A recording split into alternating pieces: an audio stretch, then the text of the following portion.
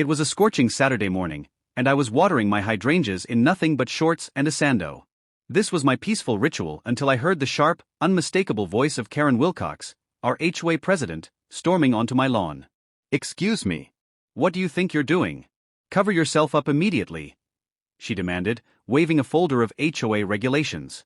I, Jacob, stood there, garden hose in hand. "I'm on my own lawn, Karen.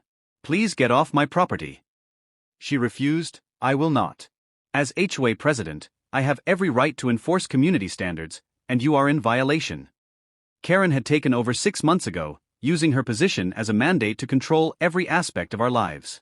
My comfortable sleeveless undershirt had become her target for her moral panic, even though her husband did yard work shirtless without complaint. Karen marched right up to me, invading my personal space.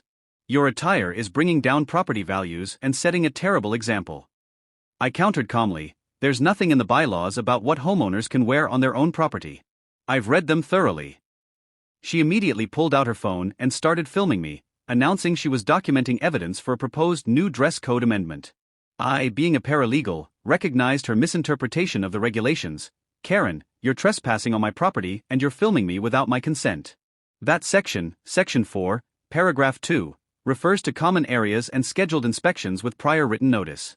It doesn't give you the right to enter private property whenever you want." She sneered. "Or what? Are you going to call the police on me? Do you know who my husband is?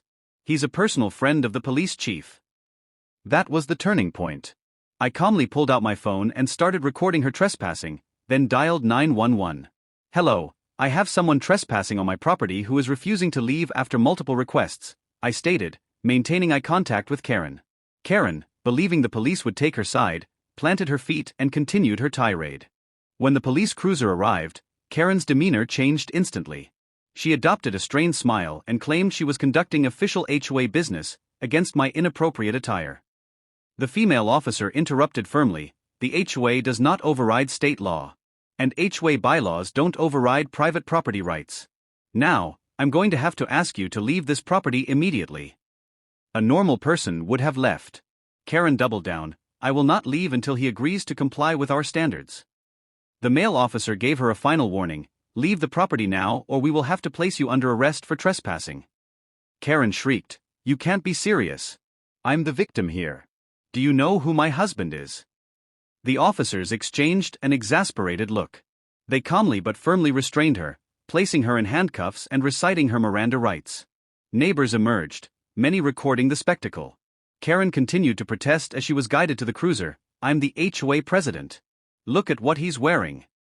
3 days later, I was informed Karen had been charged with criminal trespassing, harassment, and disorderly conduct. The HOA board voted to remove her as president. The local paper featured the arrest, and her broker placed her on administrative leave. Karen worked as a real estate agent. At the preliminary hearing, her face was contorted with humiliation. She hissed at me, "You've ruined my life over a stupid shirt." The judge responded by increasing her bail by $500 for the outburst. I stood there, wearing my Sando, the peaceful ritual finally secured.